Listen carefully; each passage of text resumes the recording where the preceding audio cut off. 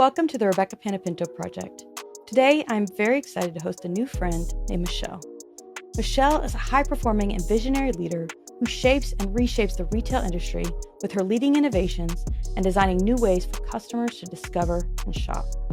For over 6 years, she founded and led a team of global digital innovators, overseeing work that connects digital and physical shopping experiences with leading technology to create differentiated and relevant guest experiences. She also championed the creation of a corporate venture fund called Prisma Ventures. They are there to accelerate innovation by forming strategic partnerships with the startup community. While overseeing Prisma Ventures, Michelle was able to deploy over 50% of the $20 million fund to nearly 12 early-stage startups over 3 years. Today, Michelle is a strategic advisor with iVantedge Advisors, which is a company that she founded to specialize in guiding innovative technology startups through pivotal growth stages. She helps tech founders to navigate their complex challenges, drive their product market fit, and then positions them for long-term success across dynamic and fast-paced markets. We had an incredible conversation today all about the amazing impact she's making through this, but the piece that stood out to me the most is all the incredible innovation that is coming to the beauty industry. Enjoy the show. Michelle, welcome to the show today. Thanks, Rebekah. It's really great to be here. Likewise, you have such an interesting background, so I'm excited to talk about a subject I don't talk about very often, which is the innovation in beauty trends that sometimes you forget about until, something new pops up at your hair appointment or your manicure appointment. You're like, oh, this is fun and cool and something to get excited about.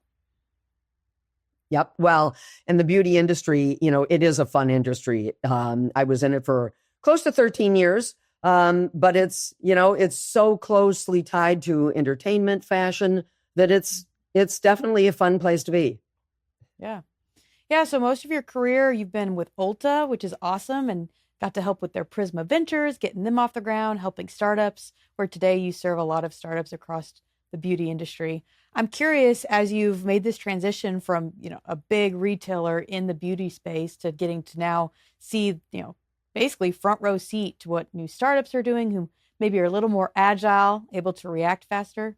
What are some of the trends that you're seeing bubble to the surface that have you most excited today? Well, obviously AI is so talked about, right? It's just every week there's something new coming up. But I do think that generative AI, it's really maturing.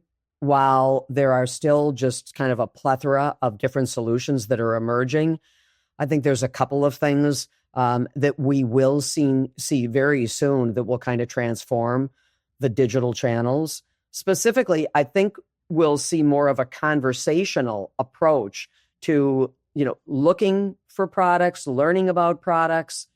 And I think we're going to be able to do that, not just looking at kind of just a big catalog of products, but we are going to be able to kind of do it on our terms, using our language.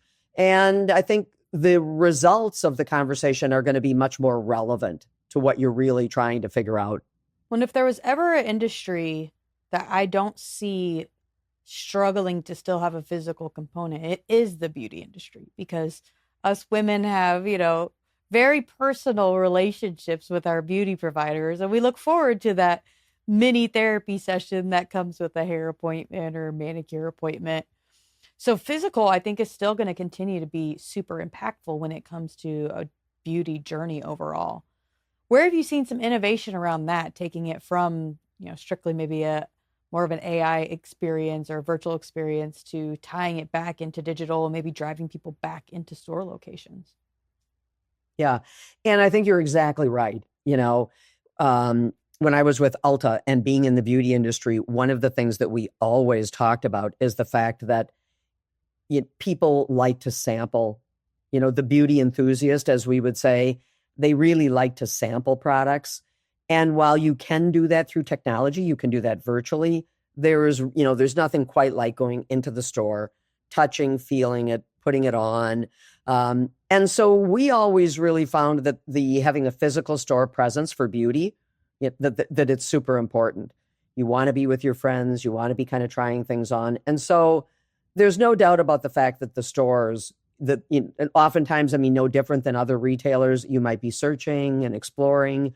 online, but you're going to go into the physical store, often, just because it's fun. It's a fun environment. It's a fun solution. And a couple of the interesting things, some of the things that we were, when I was at Ulta, some of the things that we were experimenting with is robotics. Kind of a cool thing is robotics and beauty, and a trend that we have been tracking for a number of years that was maturing. And so examples of robotics in a physical store are, one thing that we experimented with was a robotic for putting on lash extensions. And it worked really effectively. You might think, oh, you don't want to have a robot maybe doing something around your face. But the reality of it is that they're helping in the medical industry performing very intricate surgeries. So they're really accurate, and it works really effectively. And in general, everyone that tried the experiment, the experience, loved it. That's very cool. I was actually talking to my physical therapist the other day and filling her in on the fact that I just had my first robot massage. And she was like, what? Well, How was that? And couldn't really comprehend, honestly, even how it went and how it worked until I gave a visual. And it was a very cool experience. It will never replace another human who has gone to school for years and years and knows how the body works and knows my body. I mean, when I first walked in, she just looked at me standing there for 2 minutes and was like, I know things that are wrong.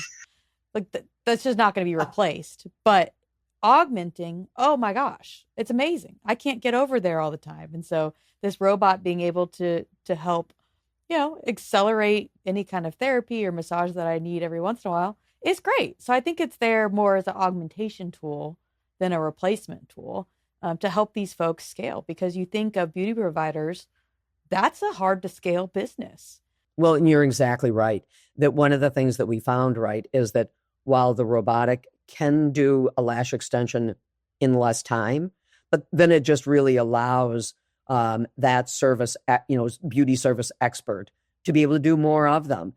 And so generally the way that the service worked was that the robot would kind of do the initial lash extensions, and then the beauty enthusiast, or the beauty advisor, I should say, they were there to make sure that you felt comfortable, and then they did touch up afterwards.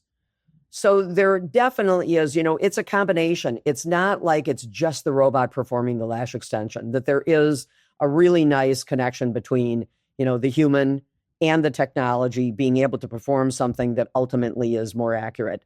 And the example of that is, if you think of a lash extension, if a human is doing it, they have to place glue to kind of attach the lash.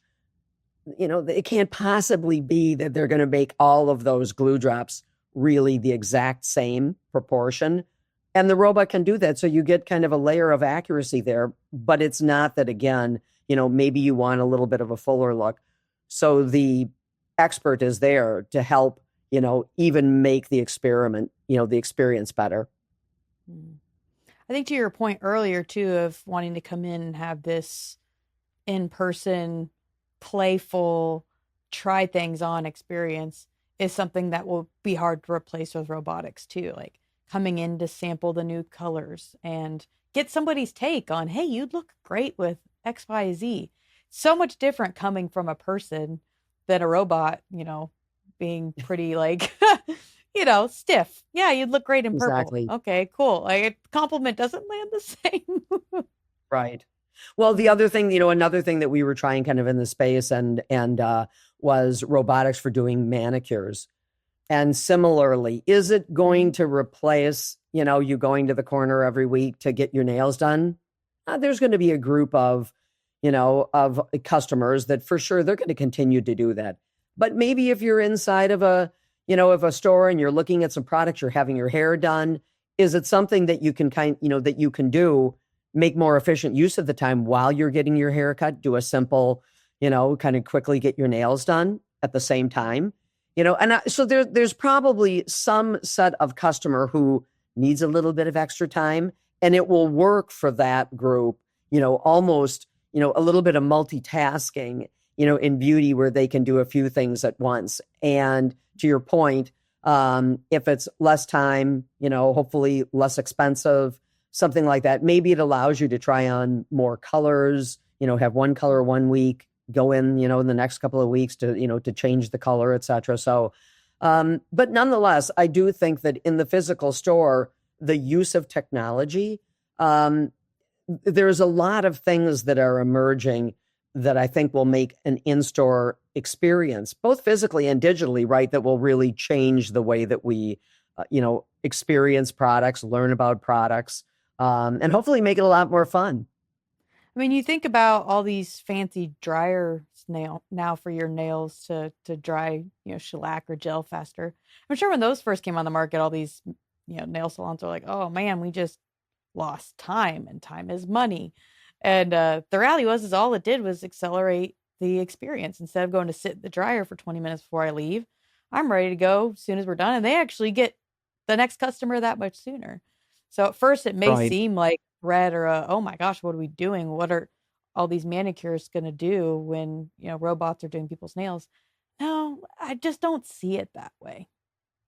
Right. I do think, one of the things that, we came upon, I was at the Consumer Electronics Show earlier this year, Mhm. in January, and we came upon, kind of, a couple of really interesting trends. One is more and more, you're seeing, again, technology be used to create personal products, kind of a level of personalization that's at the physical product layer, meaning, you can do an analysis of your skin and then maybe create a formulation that is, really targeted towards your particular skin type. And, I think eventually it's possible that, once again, rather than walking into a physical store, at least in beauty, and looking at all these products, is there a world where you walk in and instead you're, either particulars about the products that you like, your skin tone, elements of what makes you uniquely you, is that known, or can you have that analyzed? And then the products that you're looking at, rather than just the sea of products that half of it isn't applicable, to you, is it possible that you really just, following some form of an analysis, that then you have product that is created specifically for you, and machines, because this is, a reality where from the analysis, then a machine, almost like a Keurig machine, is formulating a unique moisturizer or a product tailored to, your unique specifics. The other thing that was kind of cool is lots of things emerging from a beauty and health perspective and kind of blending the two categories together.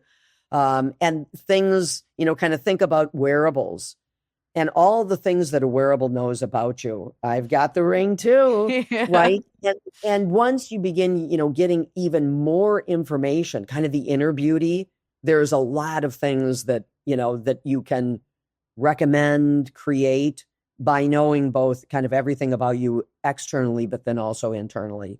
So definitely there were some really interesting trends that, and not just for beauty, but things that really could transform kind of the way that we experience, even right, getting our, specific medications and vitamins, that are really tailored to what you actually need. Yeah.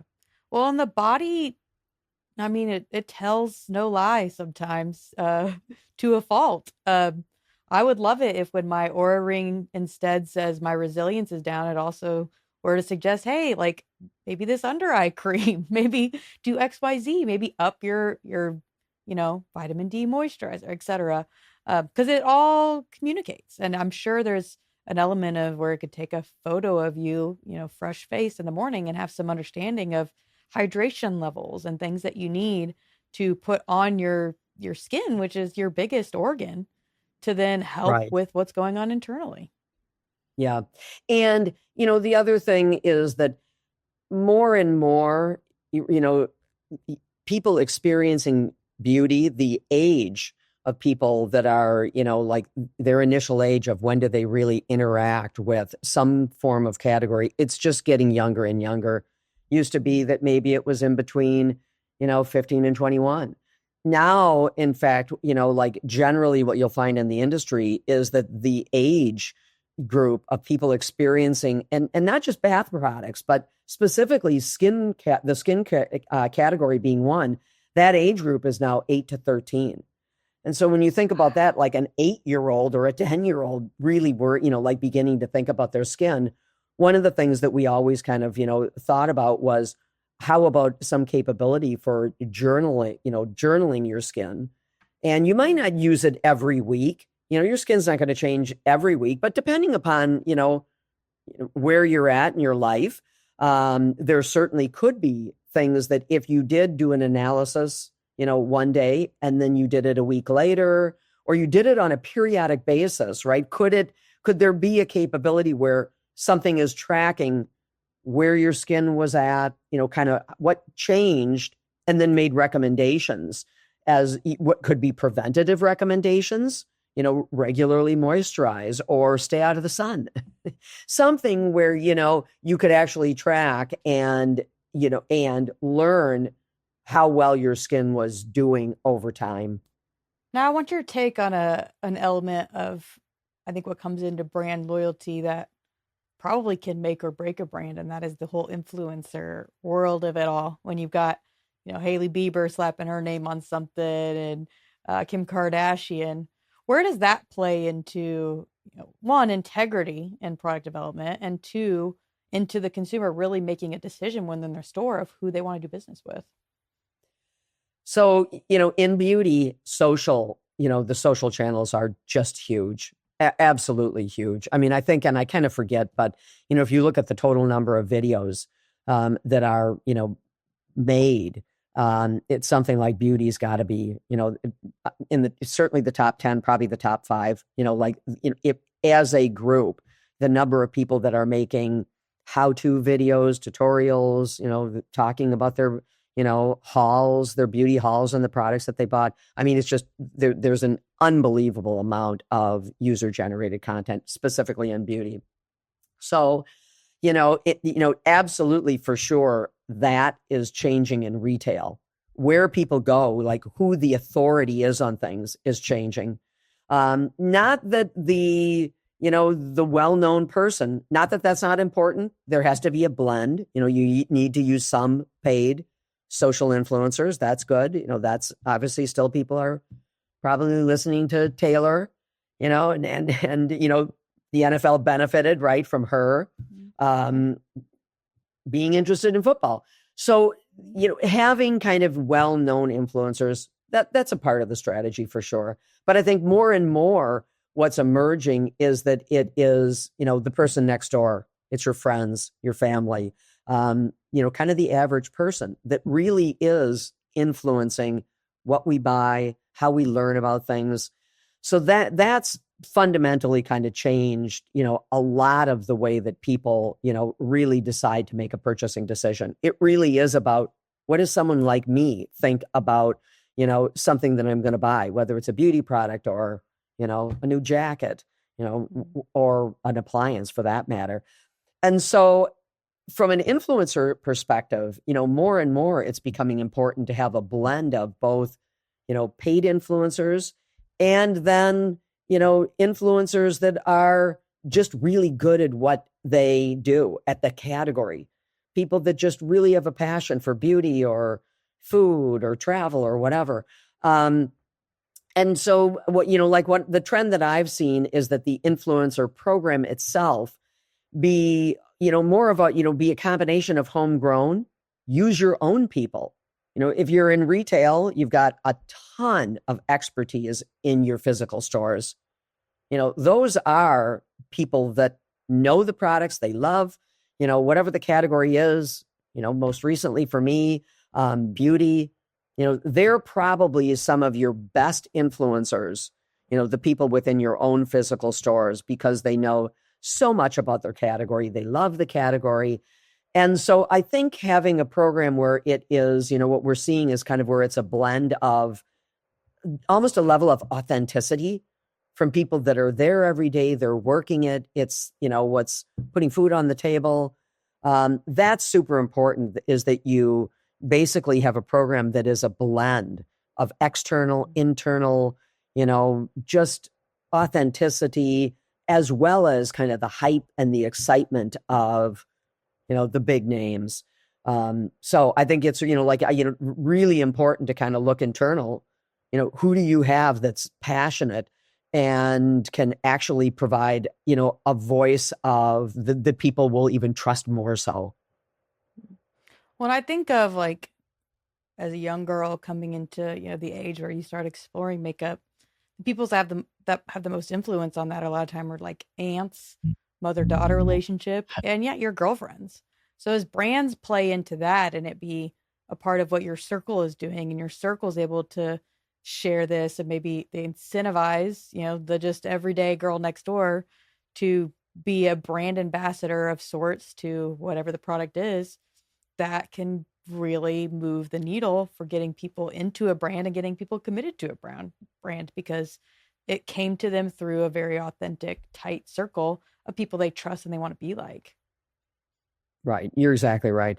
I was actually this past weekend, I was with, family, and same thing, there were probably 5 women together. And if there's something, some new, like for me, there's this, this kind of up and coming kind of emerging, skincare brand called OneSkin. And I love it. I swear by it. Super interesting, product. 2 founders that kind of came out of South America, 2 young women, both physicists, or I think they're actually both chemists. And they kind of created this, they actually created a new molecule.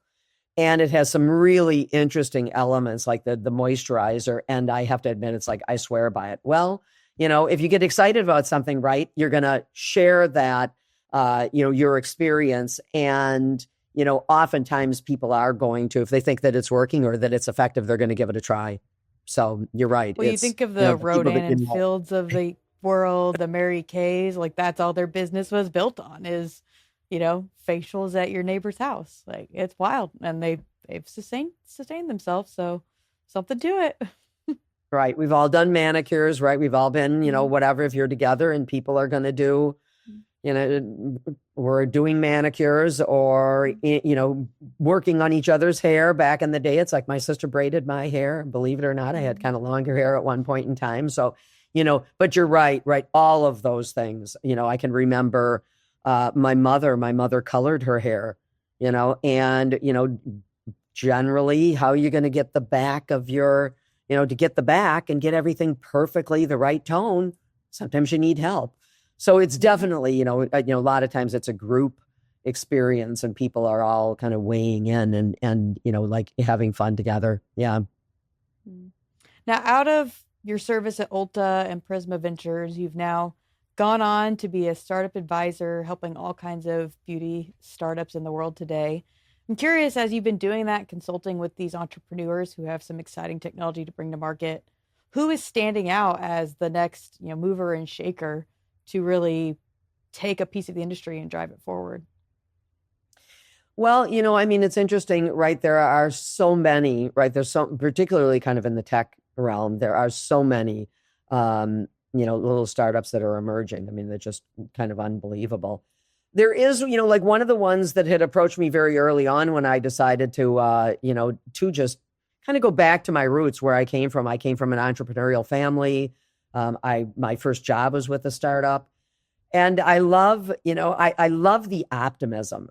It's risky. There's no doubt, right? There, many of them are not going to succeed, but it's it's a little infectious to be around all the positivity, the enthusiasm, the big dreams.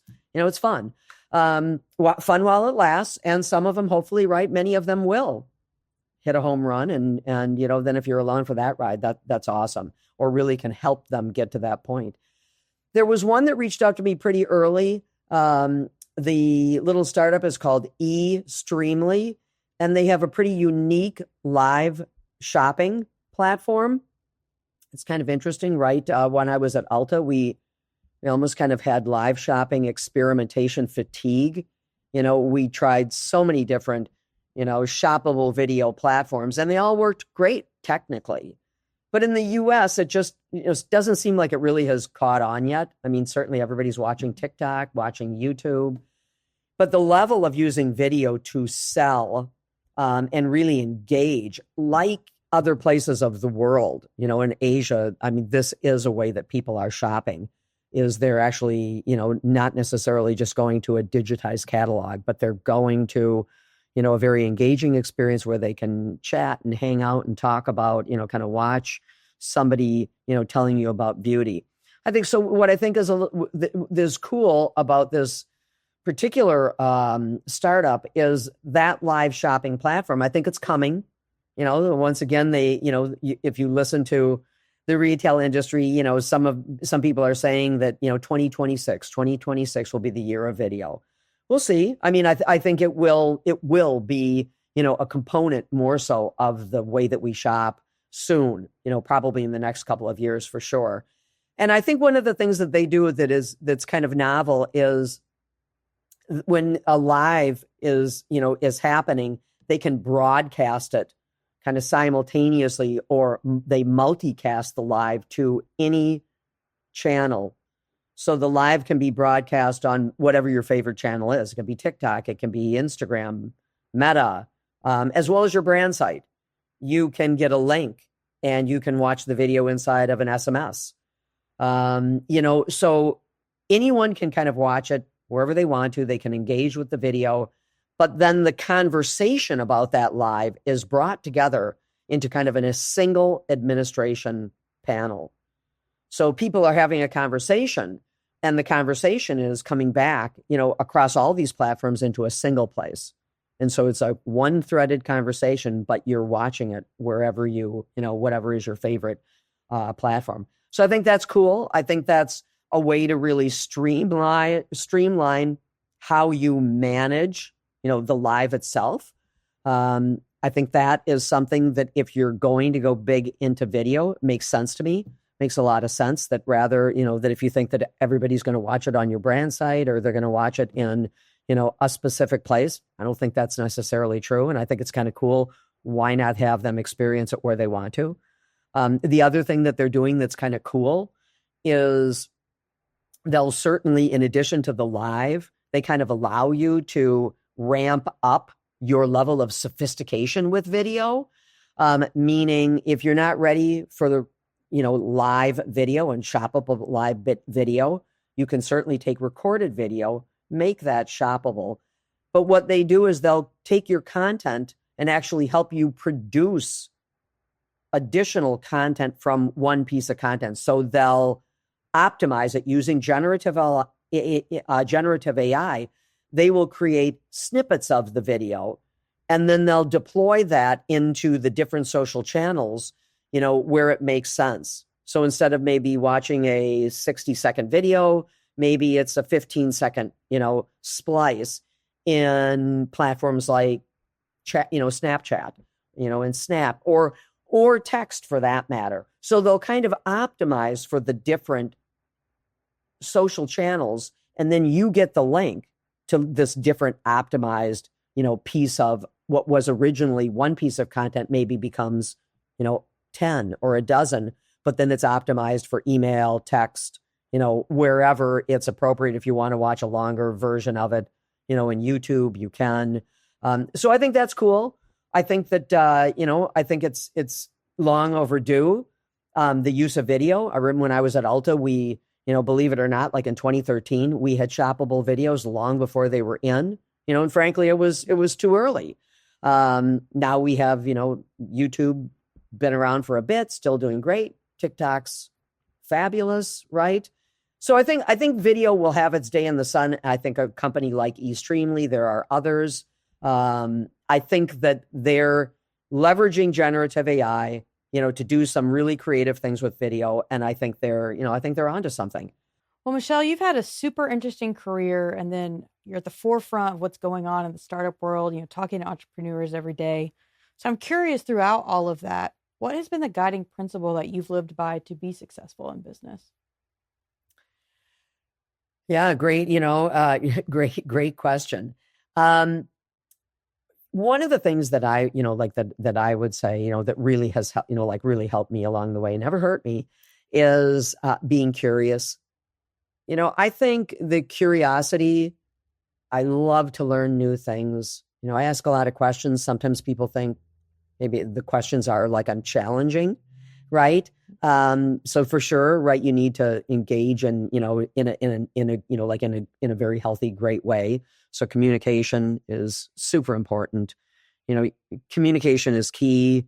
Listening, listening to others, letting others, learning from others, listening to them, be a good listener. And then, as I say, I think the, level of just the curiosity, asking a lot of questions. If you ask a lot of questions, generally, you often get a lot of answers, so you learn. I found that through my, curiosity, I learned a ton. All that learning I shared, I shared with others, what I learned either from my own digging and curiosity, I passed along. And then, I really leveraged partnerships, not just internally, not just with you have to work well as a team, right? And respect each other. I think the other thing that is really important is, in general in business, you will work with a lot of third parties. And I think having super healthy relationships with third-party partners is really important. I liked to think that, one of the things that I did very effectively, maybe a little bit differently, was to build strong external partnerships and treat them as part of the team. Not just see them and hopefully, again, you find and cultivate and build the right partnership that it's, that it really is more of a two-way street. You're learning something, you're helping, you're really getting a lot out of the partnership to grow yourself, grow your organization. Because most of the third parties that you're partnering with have a ton of experience, either in the industry, in other industries. So they're a capability to educate and to, teach you on the latest trends, the technical trends, maybe even functional. Maybe it's a form of, inventory forecasting or replenishment.